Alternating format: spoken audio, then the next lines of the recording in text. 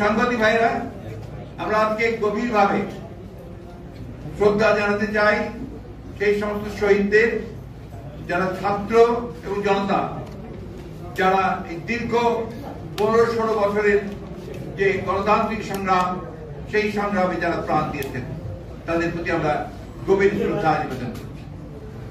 আমরা অভিবাদন জানাতে চাই, স্যালুট জানাতে চাই আমাদের ছাত্রদের, আমাদের সন্তানদের, যারা তাদের মেধা, বুদ্ধিমত্তা, সাহস নিয়ে এই ফ্যাসিবাদী সরকারের বিরুদ্ধে দাঁড়িয়ে বুকের রক্ত দিয়ে তারা আজকে বিজয় অর্জন করেছেন, ছাত্র জনতার বিজয় অর্জিত হয়েছে।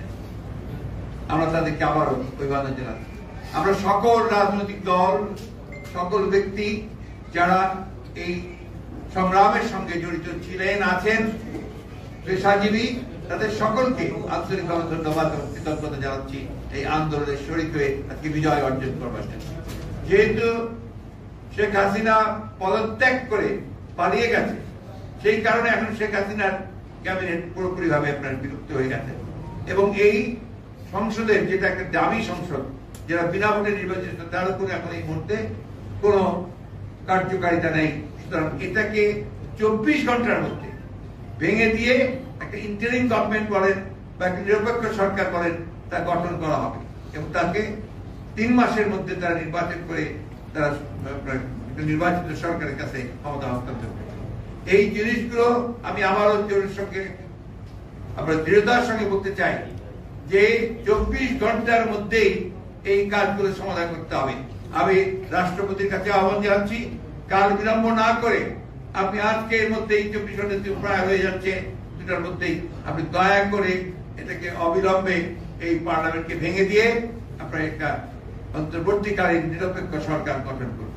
অন্যথায় দেশে আবার রাজনৈতিক শূন্যতা দেখা দিতে পারে। আপনাকে যেটা আমরা আগেও বলেছি, আবারও বলছি যে রাষ্ট্রপতি এবং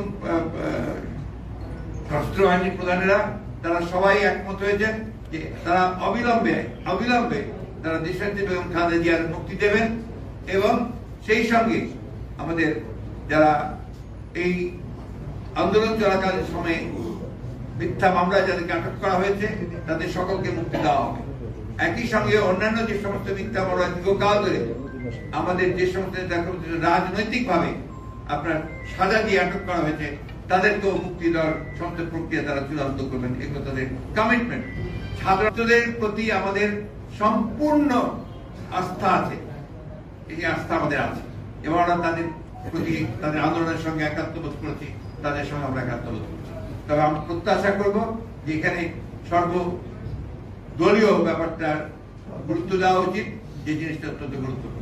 প্রথম যে কথাটা বলেছেন যে সবাইকে শান্ত হতে হবে, আর এখানে এখন এমন কোন ধরনের সিচুয়েশন তৈরি যেন না হয় যাতে অর্জিত বিজয় আবার ছিনিয়ে না নিয়ে যায়। এবং জনগণকে তিনি আর থাকতে বলেছেন যে এই বিজয় যেন কেউ ছিনিয়ে নিতে না পারে। উনি যখন নিজেকে মনে করবেন যে সে স্পিড, তিনি অত্যন্ত অসুস্থ, আপনারা জানেন, আমরা কাল রাতেই তার সাথে দেখা করেছি, অত্যন্ত অসুস্থ। সুতরাং যখনই আপনার তিনি সুস্থ হবেন, স্পিড মনে করবেন, তখন তিনি জনগণের নাও হি ক্যান কাম ব্যাক। আমরা অলরেডি তাকে আমাদের অনুরোধ জানিয়েছি যেন দ্রুত চলে আসেন, সেই ব্যবস্থা হবে।